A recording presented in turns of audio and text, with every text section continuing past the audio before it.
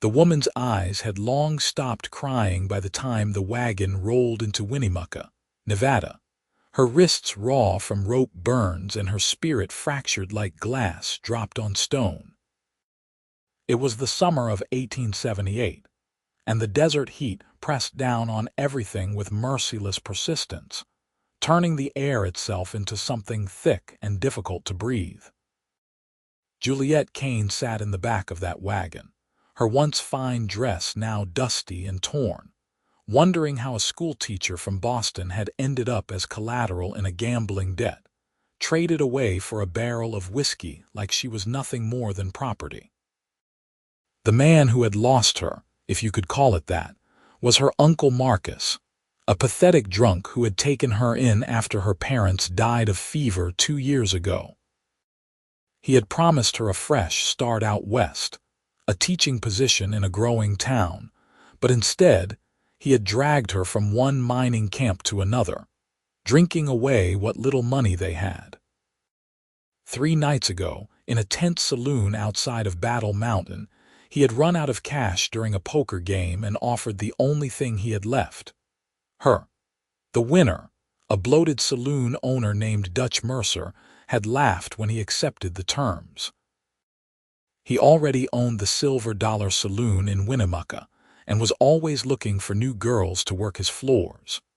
Juliet had screamed, had fought, but Marcus had looked away with shame burning in his eyes, and Dutch's men had tied her up and thrown her in the wagon.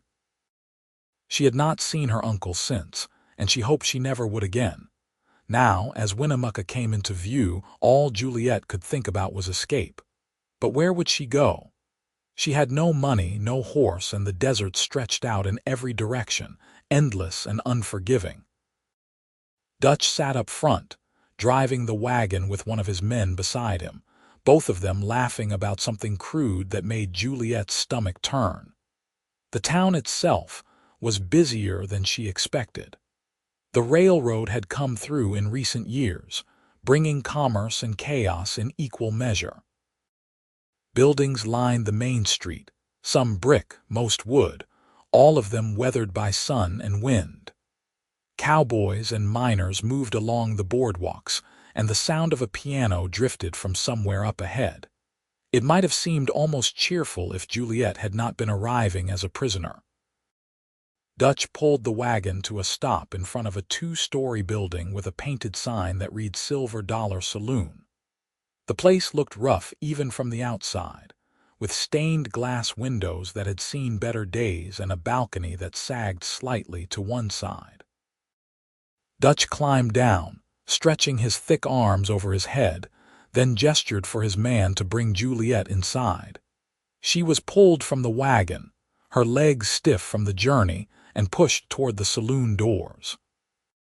Inside, the smell hit her first. Old tobacco smoke, spilled beer, and something else she could not quite name, but that made her want to cover her nose. The main room was large, with a long bar running down one side, tables scattered across the floor, and a staircase leading up to the second floor where the rooms were. A few men sat drinking even though it was barely past noon, and they all turned to look when she was brought in. Dutch walked over to the bar and pulled out a piece of paper from his coat pocket. "Got me a new contract," he announced to no one in particular, smoothing out the document on the bar top. "This here says Juliet Kane belongs to me now, fair and square. Traded for a barrel of my finest whiskey, all legal-like." Juliet felt her throat tighten. The contract. The cursed piece of paper that made this nightmare official. She had seen her uncle sign it, had watched Dutch write out the terms with a greasy smile on his face. According to that document, she would work for Dutch until her uncle's debt was paid, which Dutch had calculated would take at least 5 years, probably more. It was slavery dressed up in legal language, and there was nothing she could do about it. "Now," Dutch said, turning to face her, "you will work the floor, serve drinks, smile at the customers, and do whatever else I tell you to do. You try to run, and I will have the sheriff bring you back. You cause trouble, and I will make sure you regret it. Understand. Juliet met his gaze, refusing to look away even though every instinct told her to. I understand that you are a coward who preys on desperate people, she said, her voice steadier than she felt. And I understand that I will find a way out of this. Dutch's face darkened, and he raised his hand as if to strike her, but a voice from across the room stopped him cold. I would not do that if I were you. Everyone turned to see who had spoken. The man sat at a corner table, a hat pulled low over his eyes, but now he pushed it back, revealing a face that was lean and weathered, with sharp cheekbones and eyes the color of river water. He looked to be in his late 20s, with dark hair that brushed his collar and a 3-day stubble on his jaw. He wore a simple brown duster over a dark shirt and pants, and a gun belt sat low on his hips, the holster worn smooth from use.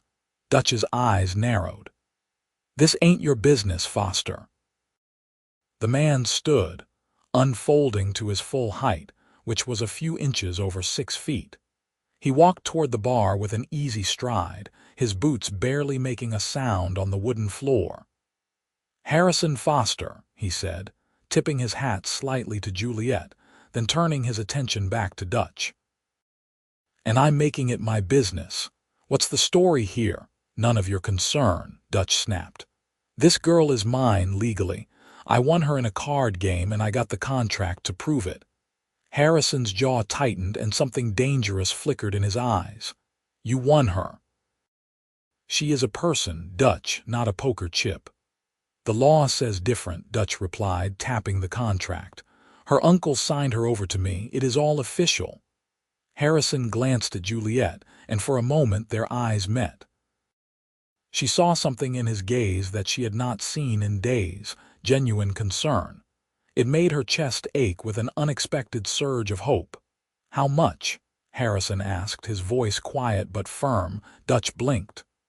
What? How much is the debt? What does the contract say she owes you? Dutch looked down at the paper, a slow smile spreading across his face. $500. That is what the barrel of whiskey was worth, plus interest for the next 5 years of her service. But even if you had that kind of money, Foster, I ain't interested in selling. I need girls to work this place. Harrison reached into his coat and pulled out a leather pouch. He set it on the bar with a heavy thud, and Juliet could hear the clink of coins inside. $600.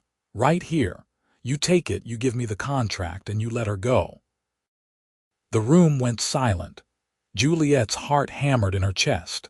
$600 was a fortune, more money than most men saw in a year. Why would this stranger offer that for her? Dutch stared at the pouch, his greed warring with his stubbornness. Finally, he reached out and opened it, counting through the coins with thick fingers. Gold eagles, double eagles, silver dollars. It was all there. Fine, Dutch said after a long moment. 600 and the contract is yours. But if she causes trouble in my town, Foster, that is on you. She would not be causing any trouble, Harrison said evenly. He picked up the contract, scanning the words quickly, then turned to Juliet. Do you want to be free of this? Yes, Juliet whispered, barely able to believe what was happening. Harrison nodded once, then walked over to the saloon's iron stove in the corner. He opened the door and without hesitation, he fed the contract into the flames. The paper caught immediately, curling and blackening, the words that had bound her dissolving into ash and smoke. Juliet felt tears spring to her eyes, but she blinked them back. She would not cry here, not in front of these men. But inside, something that had been clenched tight in her chest began to loosen. Harrison turned back to Dutch. We are done here. Dutch scowled but said nothing. He grabbed the pouch of money and disappeared toward the back of the saloon, muttering under his breath. Harrison watched him go, then looked at Juliet. Come on, he said gently. Let us get you out of here. Juliet followed him out into the bright Nevada sunlight, her legs shaky beneath her. Once they were outside, she stopped and turned to face him, trying to find the words. "Why?" she managed finally. "Why would you do that for me? You do not even know me." Harrison looked down at her, and something in his expression softened. "Because it was the right thing to do," he said simply. "And because no one deserves to be treated like property. I am sorry that happened to you." Juliet felt the tears come then, hot and unbidden, spilling down her cheeks. She covered her face with her hands, her shoulders shaking. Harrison stood there awkwardly for a moment, then gently placed a hand on her shoulder. "It is all right," he said quietly. "You are safe now." When Juliet finally composed herself, she wiped her eyes and looked up at him. "I do not have any way to repay you. I have nothing." "I'm not asking for repayment," Harrison said. "But you do need somewhere to stay, and you will need work if you are planning to stay in Winnemucca. Do you have any skills?" "I was a schoolteacher," Juliet said, straightening her spine. "In Boston. I taught children for 3 years before my parents died. I came west with my uncle because he said there were opportunities here, but obviously that was a mistake." Harrison nodded thoughtfully. "The town has been talking about hiring a proper teacher. Right now the kids just get lessons from whoever is willing, mostly the preacher's wife, but she has her hands full with other things. If you are serious about teaching, I could introduce you to some of the town council members." "I would like that very much," Juliet said. Hope, that fragile thing, began to take root again. "Good. But first, let us get you cleaned up and fed. You look like you have not had a decent meal in days." He was right. Juliet could not remember the last time she had eaten anything more than stale bread and water. Harrison led her down the street to a small restaurant called Martha's Kitchen, where a kind-faced woman took one look at Juliet and immediately ushered her to a table. "Harrison Foster, what have you dragged in this time?" Martha asked, but her tone was warm, teasing. "A new schoolteacher, if the town council has any sense," Harrison replied. "Martha, this is Miss Juliet Kane. She has had a rough few days and could use some of your famous stew." Martha's expression shifted to one of sympathy. "Of course. I will bring out something right away. You just sit tight, dear." As Martha disappeared into the kitchen, Juliet sat down, suddenly exhausted. Harrison took the seat across from her, removing his hat and setting it on the table. In the better light, Juliet could see him more clearly. He had a strong face, not classically handsome but striking in its own way, with lines around his eyes that suggested he smiled often, though he was not smiling now. There was a scar running through his left eyebrow, faint but visible, and his hands were calloused and strong. "You are a cowboy?" Juliet asked, trying to piece together who this man was. "Among other things," Harrison said. "I work at the Triple Creek Ranch about 10 miles north of here. We run cattle mostly, some horses. I came into town today to pick up supplies and got sidetracked." "I am grateful you did," Juliet said softly. Harrison met her gaze. "What happened to your uncle after he traded you?" Juliet's expression hardened. "I do not know, and I do not care. He is dead to me. He was supposed to be family, supposed to protect me, and instead he sold me for alcohol." "There is no forgiveness for that." Harrison nodded slowly. "I understand. Family can be complicated." Martha returned with 2 bowls of thick beef stew, fresh bread, and butter. The smell alone made Juliet's mouth water. She ate slowly at first, trying to maintain some dignity, but the hunger took over and she found herself devouring the meal. Harrison ate as well, but he kept glancing at her, as if making sure she was real. When they finished, Martha refused to let Harrison pay. "You did a good thing today," she said firmly. "This one is on the house." Outside, the afternoon sun was beginning its slow descent toward the western horizon. Harrison walked Juliet to the town's only boarding house, a tidy place run by a widow named Mrs. Alina Pritchard. Harrison spoke to Mrs. Pritchard privately for a few minutes, and when he came back, he handed Juliet a key. "You have a room for the next 2 weeks," he said. "That should give you time to meet with the town council and hopefully get the teaching position secured.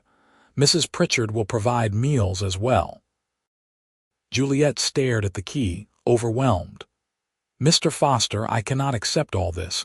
You have already done so much."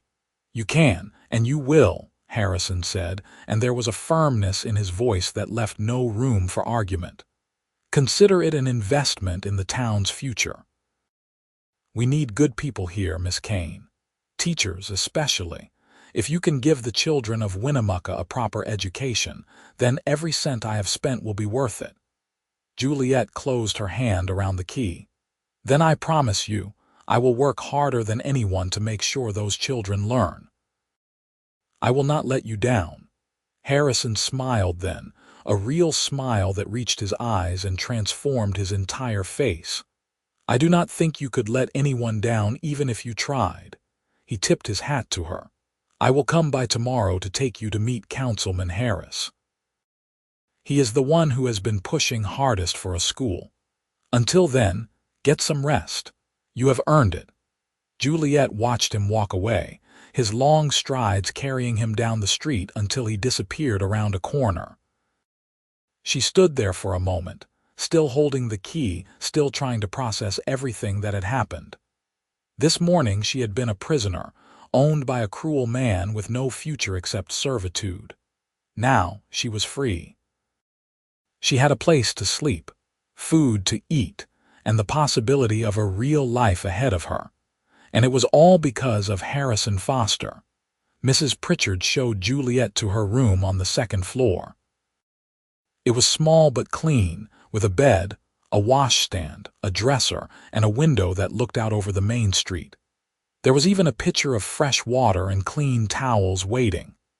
Juliet washed her face and hands, scrubbing away days of dirt and fear, then sat on the edge of the bed. For the first time in what felt like forever, she allowed herself to breathe. The next morning, Harrison arrived at the boarding house just after breakfast. Juliet had washed and mended her dress as best she could, and Mrs. Pritchard had lent her a shawl to cover the worst of the tears.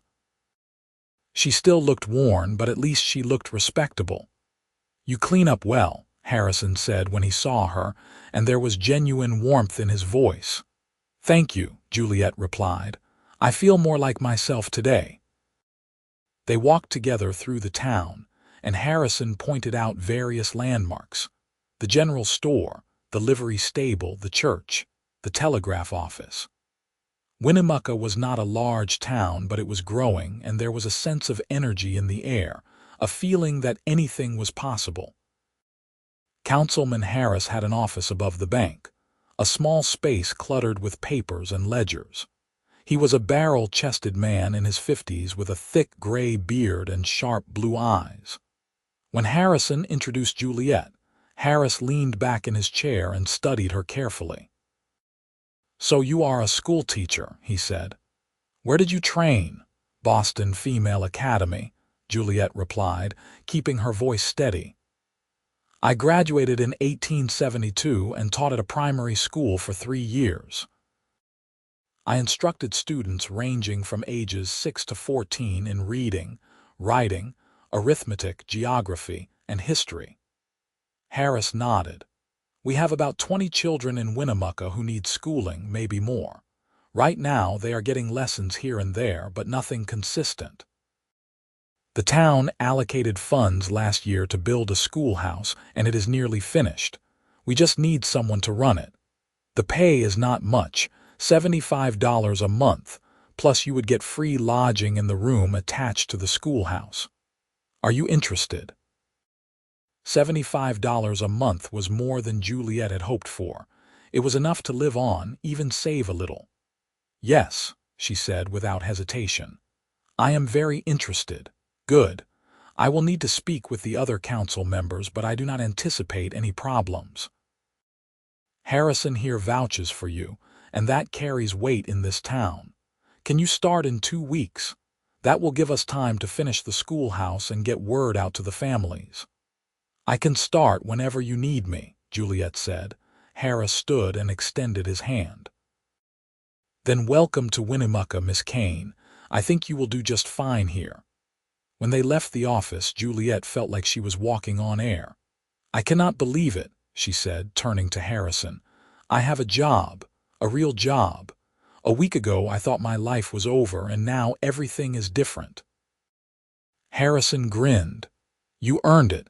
Harris would not have hired you if he did not think you were qualified. But you made it possible, Juliet said. She stopped walking and looked up at him. Mr. Foster, I know I keep saying this, but I will never forget what you have done for me. You saved my life. Harrison's expression grew serious.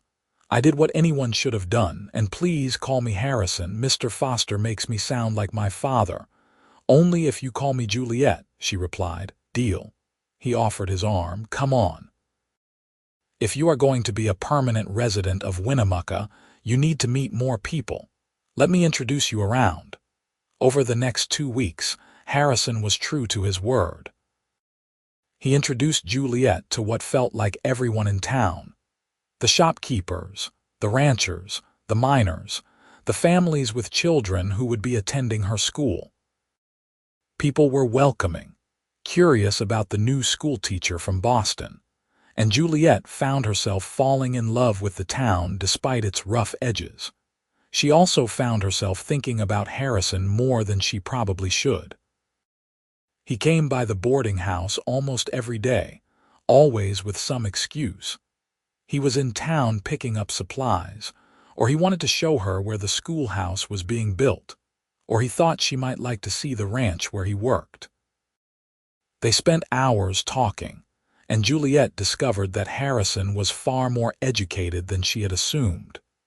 He had grown up in Missouri, the son of a farmer, and had learned to read from his mother, who had been a teacher herself before marrying. When the war came, Harrison had been too young to fight, but his older brother had not been. His brother had died at Shiloh, and Harrison's father had never recovered from the loss. He had died a few years later, and Harrison's mother had followed not long after. With nothing left for him in Missouri, Harrison had drifted west, working odd jobs until he found his way to Nevada and the Triple Creek Ranch. I like it here, Harrison said one afternoon as they sat on the steps of the unfinished schoolhouse. It is hard country, but honest. A man can make something of himself if he is willing to work. A woman too, Juliet added. Harrison smiled. A woman too. Juliet looked out at the desert landscape, the way the mountains rose in the distance, purple and blue in the afternoon light. I never thought I would end up in a place like this. Boston was all I knew, and it felt like the whole world. But now, being here, I realize how much I had been missing. There is something about the West that makes you feel alive. Or gets you killed, Harrison said with a wry grin. But I know what you mean. As the days passed, Juliet realized that her feelings for Harrison were deepening into something more than gratitude. She found herself looking forward to his visits, noticing the way his eyes crinkled when he laughed, the way he listened to her with complete attention, the way he treated her with respect and kindness, without expecting anything in return.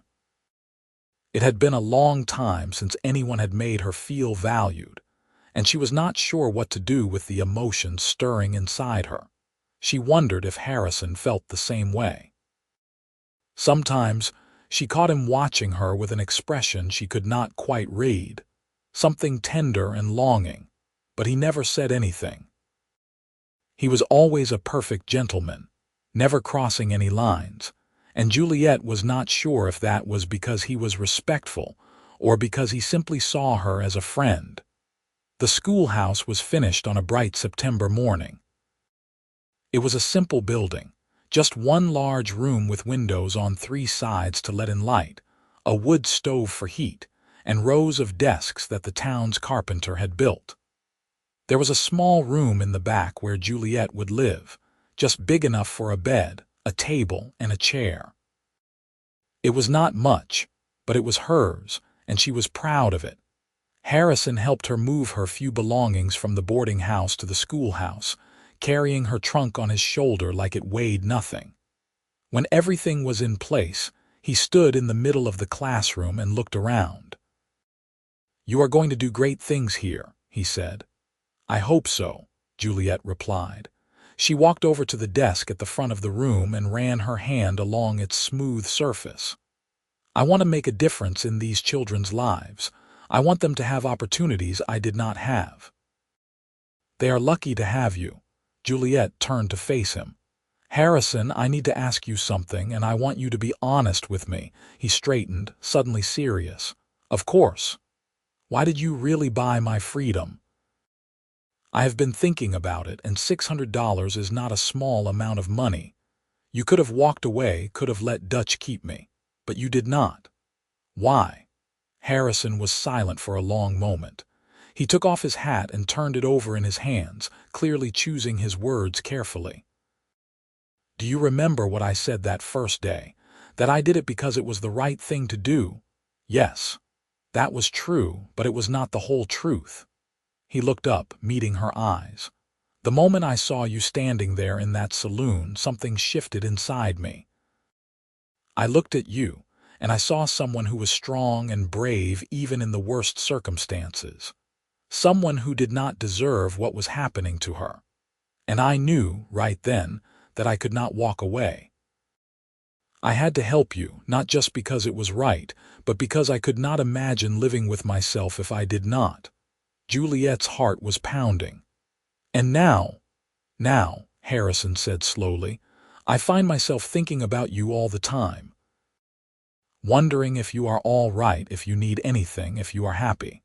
I tell myself it is just because I want to make sure you are settled, but that is not the whole truth either." He took a step closer. "The truth is, Juliet, I have feelings for you, real feelings. And I do not know if that is appropriate, given how we met, but I can't keep pretending I do not." Juliet felt warmth spread through her chest. "Harrison, I have feelings for you too. I have been trying to tell myself it is just gratitude, that I am confused because you saved me, but it is more than that. You are kind and good, and you make me feel safe. When I am with you, I feel like myself again." Harrison closed the distance between them in 2 strides. He reached out and gently took her hand. "I do not want to rush you into anything. You have been through so much, and the last thing I want is to make you feel pressured."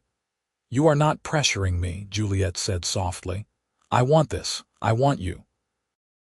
Harrison smiled, that wonderful smile that made his whole face light up, and then he leaned down and kissed her.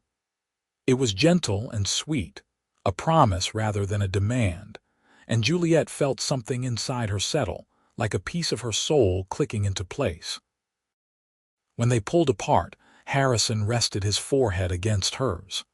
"I am going to court you properly," he said. "I am going to take you to dances and dinners and anywhere else you want to go. I am going to show you that you can trust me, that I will never let anyone hurt you again." "I already trust you," Juliet whispered. "You have proven yourself 100 times over. Then let me prove it 100 times more."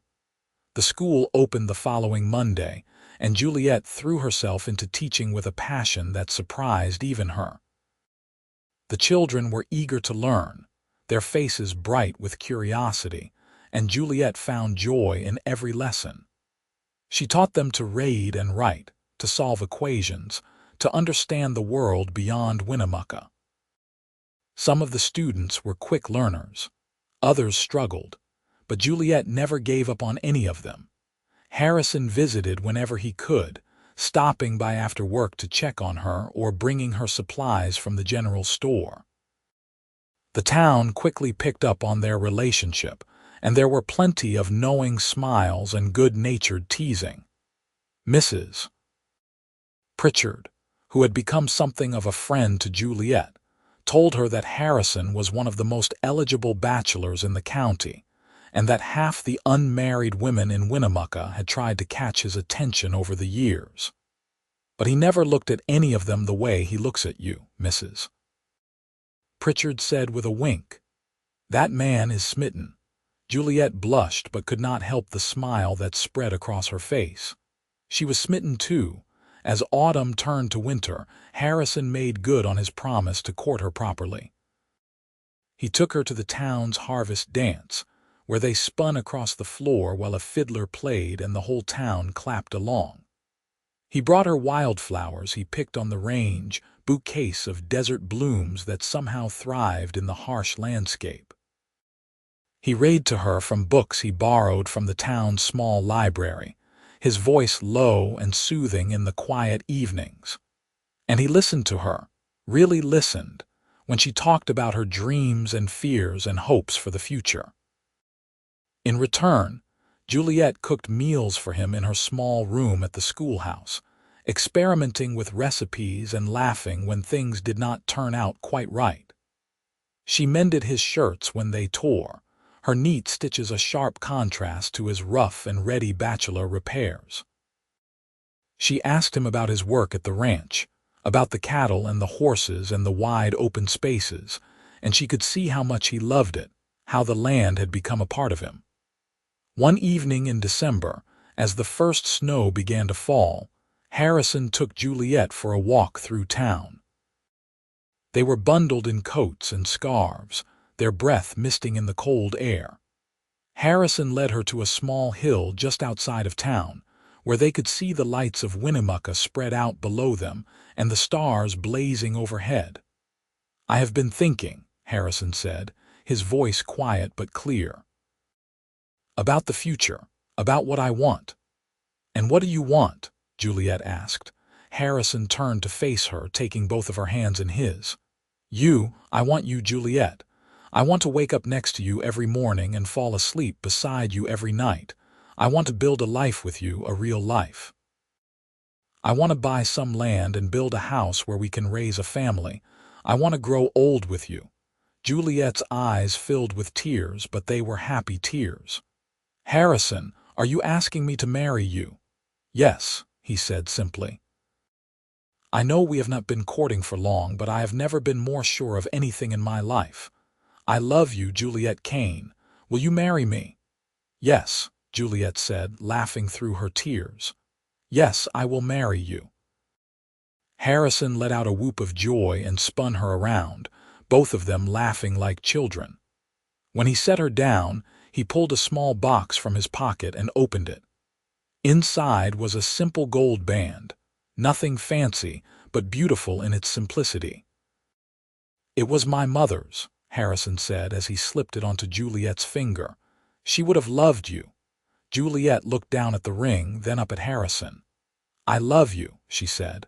"I love you so much."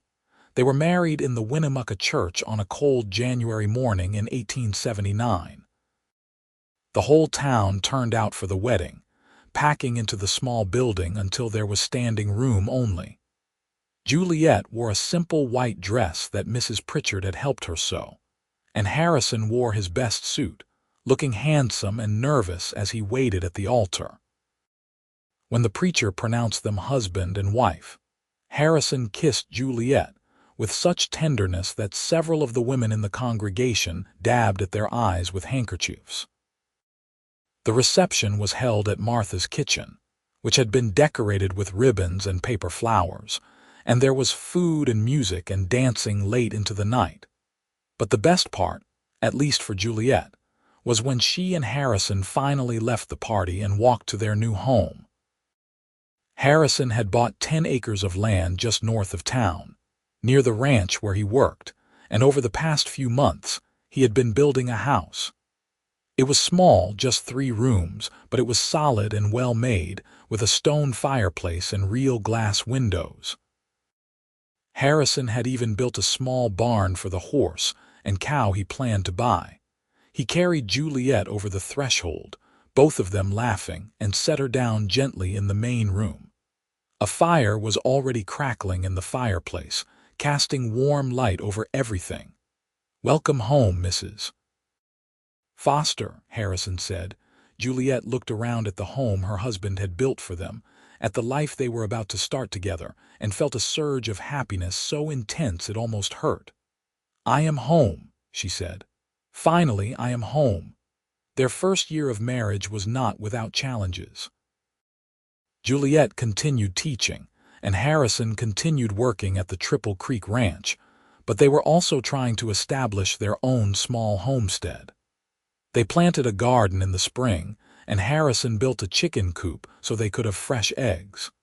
They bought a milk cow and a sturdy plow horse. It was hard work, the kind that left them exhausted at the end of each day, but it was good work, meaningful work, and they did it together. Juliet loved being married to Harrison. He was patient and kind with a quiet strength that made her feel safe. He never raised his voice to her, never belittled her opinions, and always treated her as an equal partner.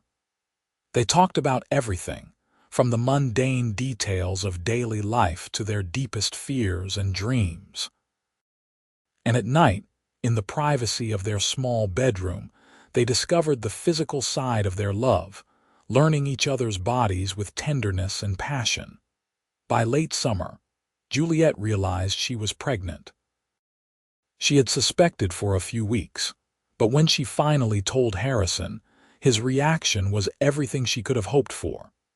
He picked her up and spun her around, laughing and crying at the same time, then set her down carefully as if she were made of glass. "We are going to have a baby," he kept saying, wonder in his voice. "We are going to be parents." The pregnancy was not easy. Juliet suffered from terrible morning sickness in the early months, and as her belly grew, she found it harder and harder to manage the schoolhouse. The town council was understanding, and they hired an assistant to help her with the younger students. Harrison hovered over her constantly, worried about every little thing, until Juliet finally had to tell him to stop fussing or she would go crazy. Their son was born on a chilly March morning in 1880. The labor was long and difficult, and there were moments when Juliet was not sure she would survive it, but Dr. Reynolds, the town's physician, was skilled and calm, and eventually she heard the most beautiful sound in the world, her baby's first cry.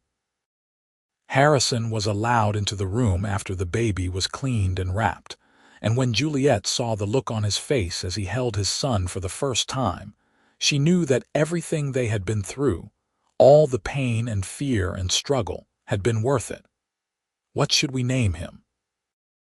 Harrison asked, his voice thick with emotion. Juliet had been thinking about this for months. "Henry," she said. "Henry James Foster, after your brother and my father." Harrison looked up at her, tears streaming down his face. "That is perfect. He is perfect. You are perfect." Henry was a healthy baby with a good set of lungs and his father's dark hair.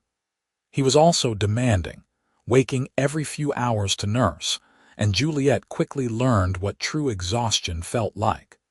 But she also learned what it meant to love someone so completely that your own needs became secondary. She would have done anything for her son, and she knew Harrison felt the same way. Juliet took a few months off from teaching to focus on Henry, and when she did return to the schoolhouse, she brought him with her. The students were delighted to have a baby in the classroom, and the older girls took turns helping to watch him while Juliet taught.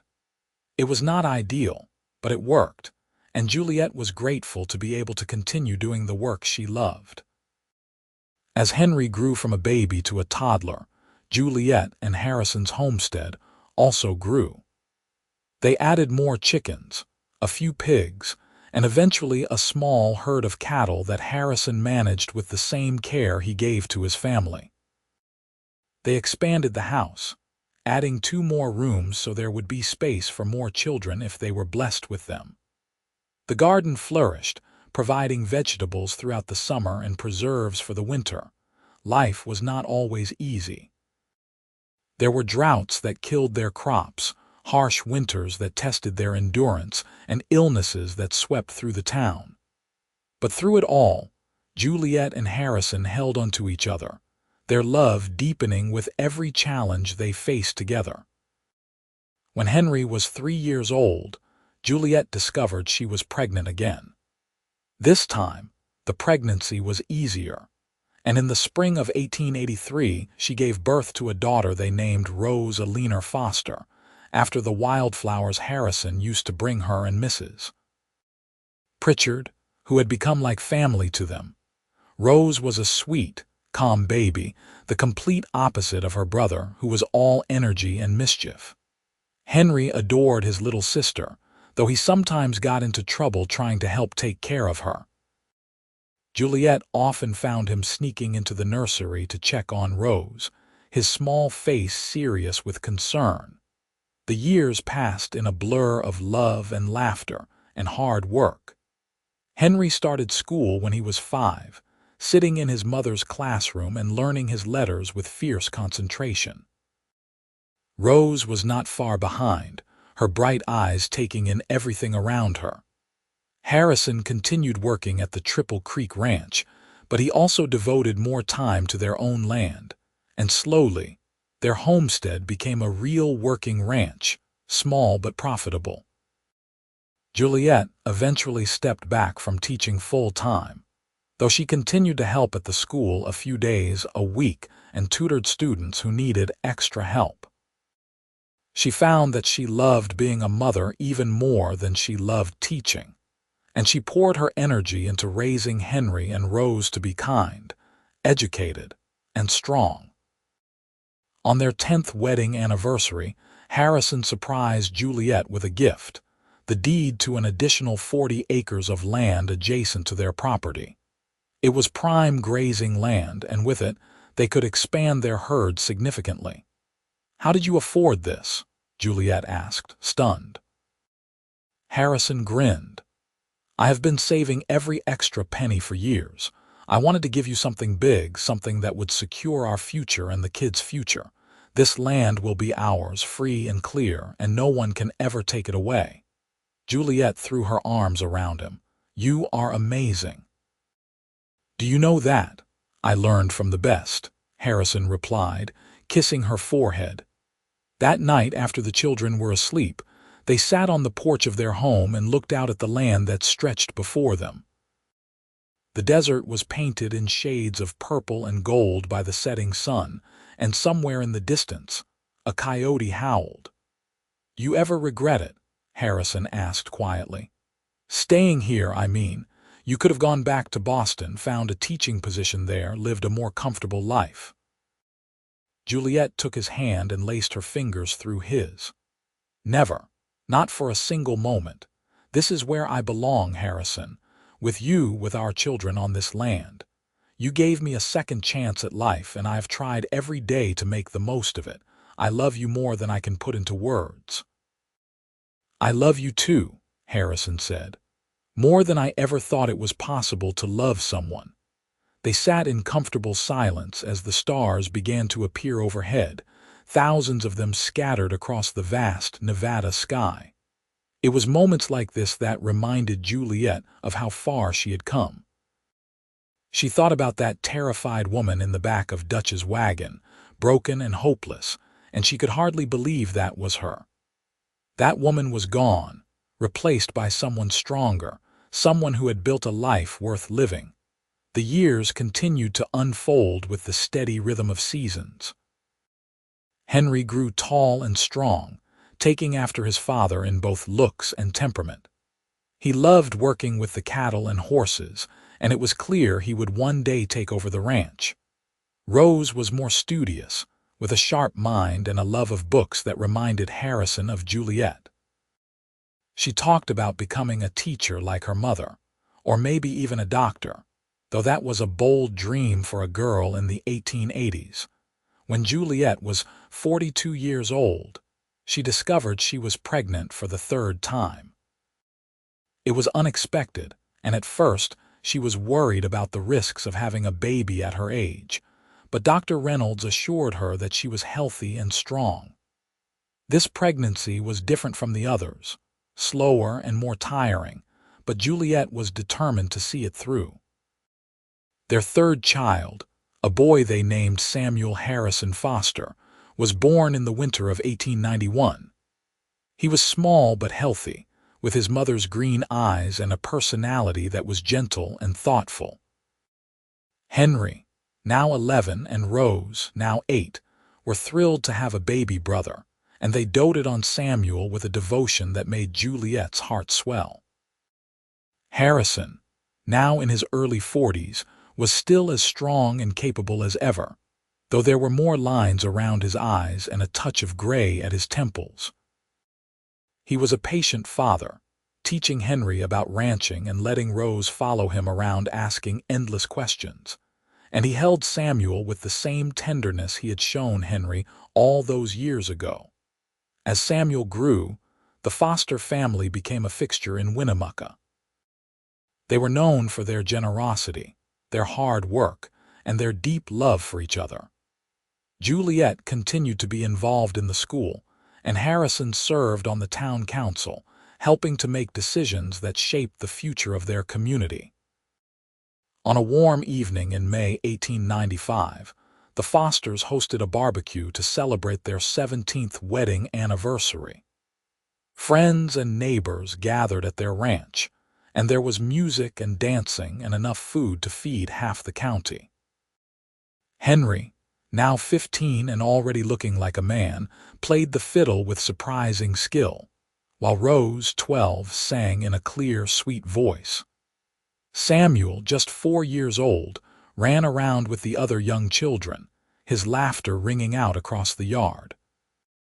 Juliet stood on the porch, watching it all, and felt a deep sense of contentment. Harrison came up behind her and wrapped his arms around her waist, resting his chin on her shoulder. "Happy anniversary," he murmured in her ear. "Happy anniversary," Juliet replied, leaning back against him.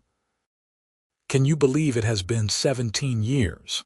Feels like yesterday and a lifetime ago all at once," Harrison said. "Do you remember what you said on our wedding night? That you were finally home, I remember. I think about that sometimes, how close we came to never meeting. If I had not walked into that saloon that day, if I had not spoken up, your life would have been so different." Juliet turned in his arms to face him. "But you did speak up. You saved me, Harrison, and I will spend the rest of my life being grateful for that. But it is more than gratitude now. You are my best friend, my partner, the father of my children. You are everything to me." Harrison kissed her, long and deep, and Juliet felt the same spark she had felt the first time their lips touched all those years ago. Some things never changed. As the sun set over the Nevada desert and their friends and family celebrated around them, Juliet thought about the journey that had brought her here. She had been traded like property, treated as less than human, and had come so close to losing everything. But then Harrison Foster had walked into her life and changed it forever.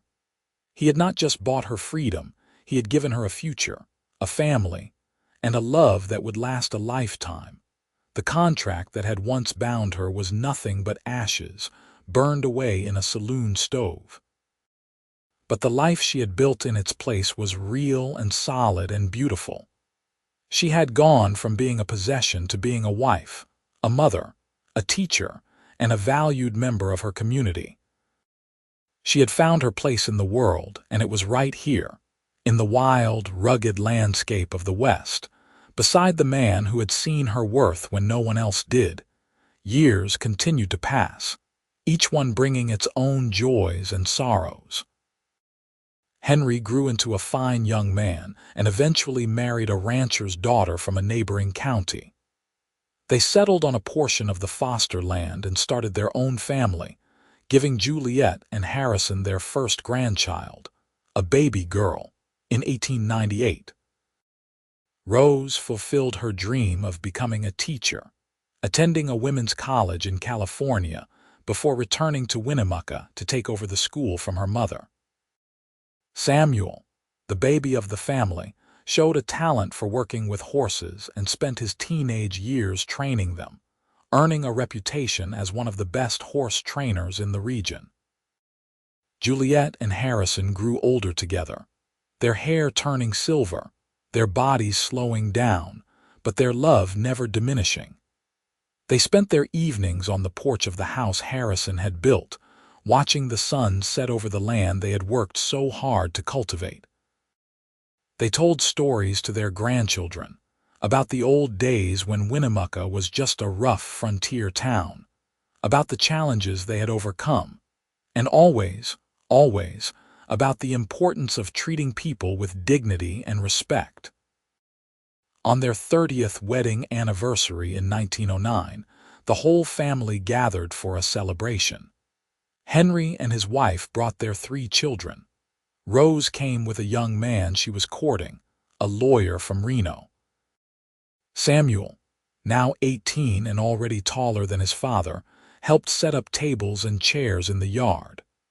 The house was full of laughter and love, and as Juliet looked around at all the people who had come from her and Harrison's union, she felt overwhelmed with gratitude. Harrison pulled her aside at one point, leading her away from the crowd to a quiet spot near the old oak tree they had planted when they first moved to the property. "I have something for you," he said, pulling a folded piece of paper from his pocket. Juliet took it, curious, and unfolded it carefully. It was a drawing, done in careful pencil, showing a young woman standing in a schoolhouse, surrounded by children. The detail was remarkable, and Juliet realized with a start that it was her, as she had looked all those years ago when she first started teaching in Winnemucca. "Harrison, did you draw this?" she asked, amazed. He nodded, looking a bit embarrassed. "I have been working on it for months. I wanted to capture how I saw you back then. You were so brave, so determined to make a difference. You still are." Juliet felt tears prick her eyes. "It is beautiful. You are beautiful. After all these years, you still find ways to surprise me." "That is because you are worth surprising," Harrison said. He cupped her face in his hands, his touch gentle. 30 years ago, I walked into a saloon and saw a woman who needed help.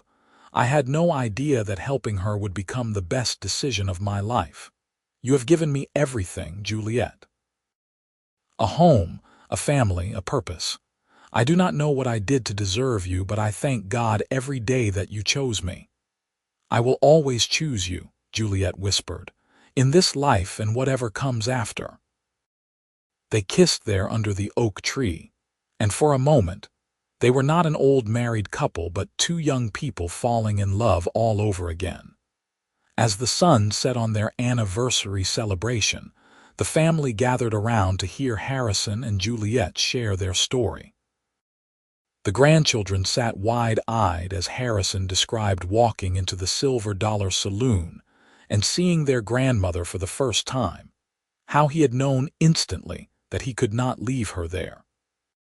They listened as Juliet talked about the fear she had felt, and then the hope that had bloomed when Harrison burned the contract that had enslaved her. "What happened to the bad man?" asked one of the grandchildren, a boy of about 6. "The one who wanted to keep Grandma, Dutch Mercer." Harrison said, "He lost his saloon a few years after Grandma and I got married. Turned out he was cheating his customers, and when word got out, people stopped going there. Last I heard, he left Winnemucca and died somewhere down in California, but we do not waste time thinking about him. What matters is that good triumphed over evil and that your grandmother got the life she deserved. And you, Grandpa," Rose said softly, "you got the life you deserved too." Harrison smiled at his daughter. "I surely did." The celebration went on late into the night, with music and dancing and storytelling. When everyone finally went home or retired to their rooms, Harrison and Juliet found themselves alone once more on their porch, wrapped in blankets against the cool night air. "Do you ever think about what would have happened if we had not met?" Juliet asked. "Sometimes," Harrison admitted, "but not often. I do not like to imagine a world where you were not in it, at least not in my part of it." "I think about it," Juliet said. "I think about how close I came to losing everything. And then I think about how lucky I was that you were in that saloon that day, that you were brave enough to stand up to Dutch, that you cared enough to help a stranger." "You were never a stranger," Harrison said. "Even that first day, looking at you, I felt like I knew you, like I had been waiting my whole life to meet you." "That is how I felt too," Juliet confessed. "Even in the midst of all that fear and desperation, when I looked at you, I felt safe. I felt seen." They sat in silence for a while, just enjoying each other's presence. Finally, Harrison spoke again. "We have built a good life, haven't we? The best life," Juliet agreed. "Better than I ever dreamed possible. And it all started with a barrel of whiskey and a burned contract." Juliet laughed. "When you put it that way, it sounds absurd, but I suppose the best love stories often start in unexpected ways. Ours certainly did." As the years moved forward into the 1910s, Harrison's health began to decline. He developed a persistent cough that worried Juliet, and though he tried to brush it off, she insisted he see Dr. Reynolds. The diagnosis was not good. His lungs had been damaged by years of working in dusty conditions, and there was little that could be done except to make him comfortable. Harrison faced his illness with the same quiet strength he had shown throughout his life. He continued to work as much as he was able, spending time with his grandchildren, and making sure that Henry was prepared to take over the full management of the ranch. He and Juliet spent even more time together, cherishing every moment they had left. One evening in the spring of 1913, as they sat on their porch watching the sunset, Harrison took Juliet's hand. "I am not afraid," he said quietly. "Of what is coming, I mean. I have lived a full life, a happy life because of you."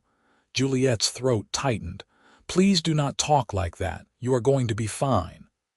"We both know that is not true," Harrison said gently.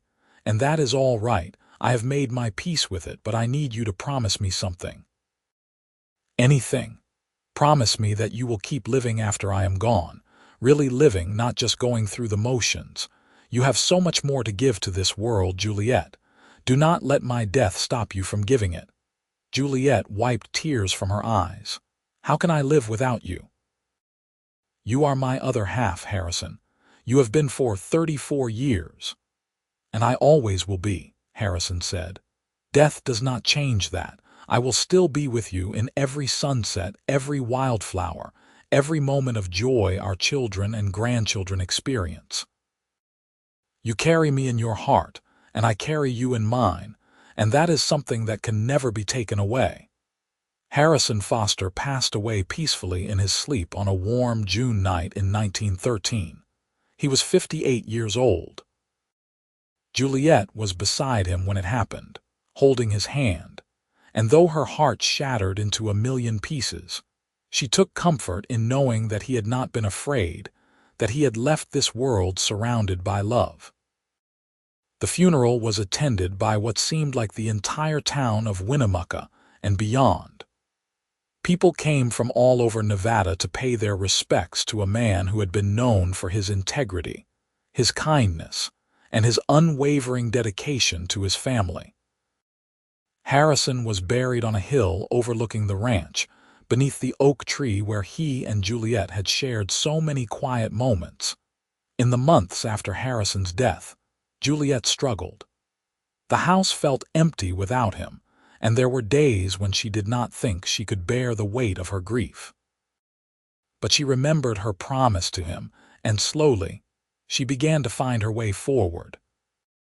Her children and grandchildren rallied around her, and she found purpose in helping to raise the youngest grandchildren, in continuing her work with the school, and in maintaining the legacy that she and Harrison had built together.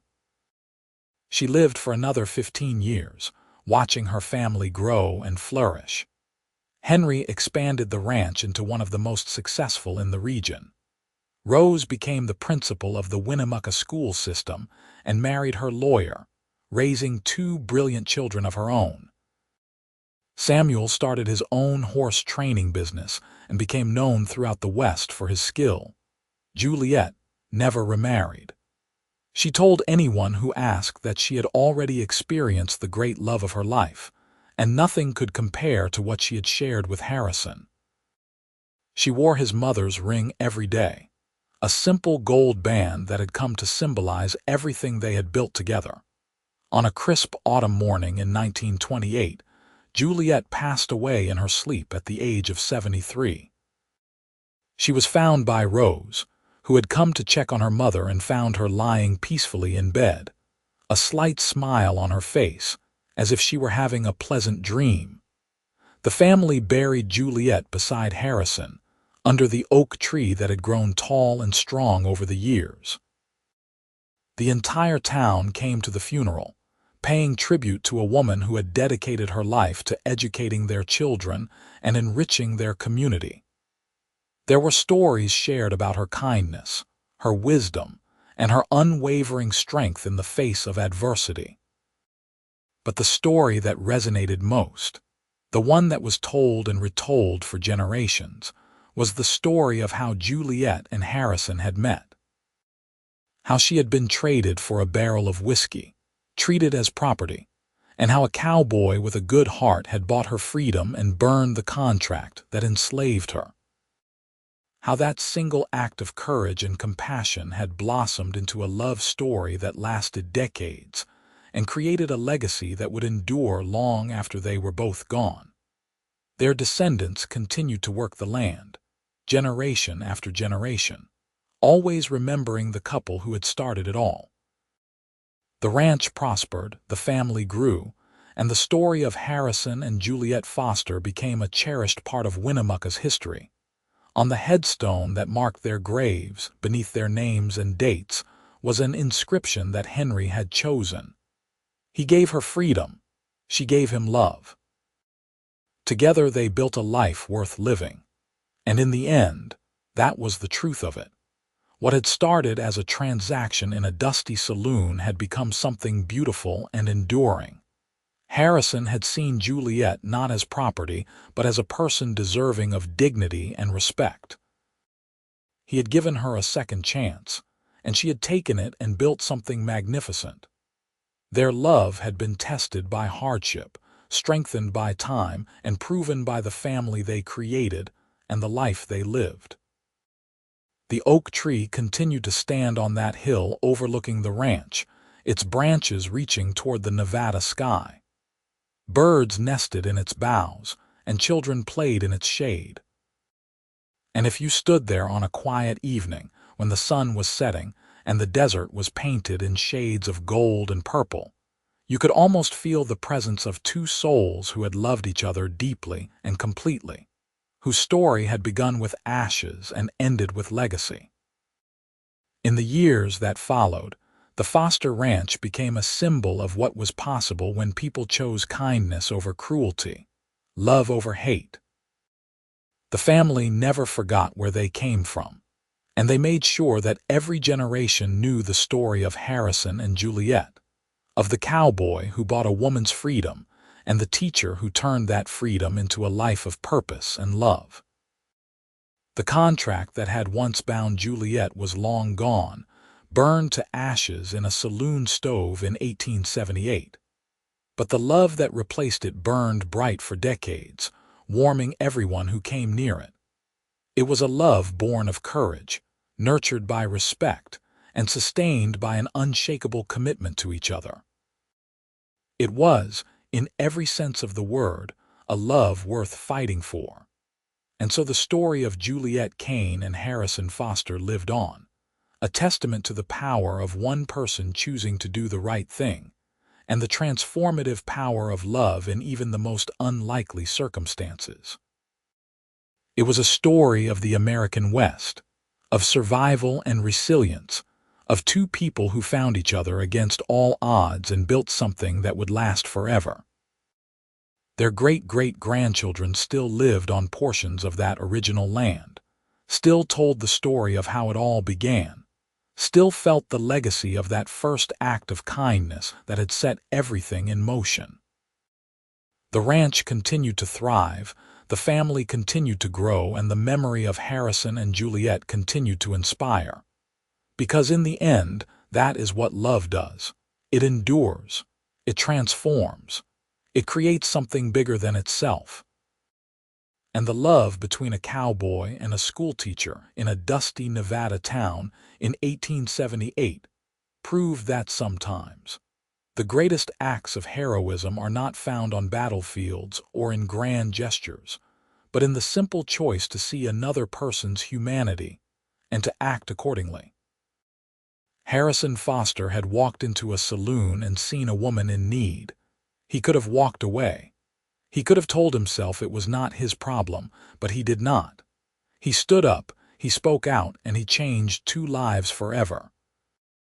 He bought Juliet's freedom with money, but he won her heart with respect, kindness, and unwavering devotion. And Juliet, for her part, had taken the second chance she was given and made the most of it. She had not let her traumatic experience define her. Instead, she had chosen to build a life of meaning and purpose.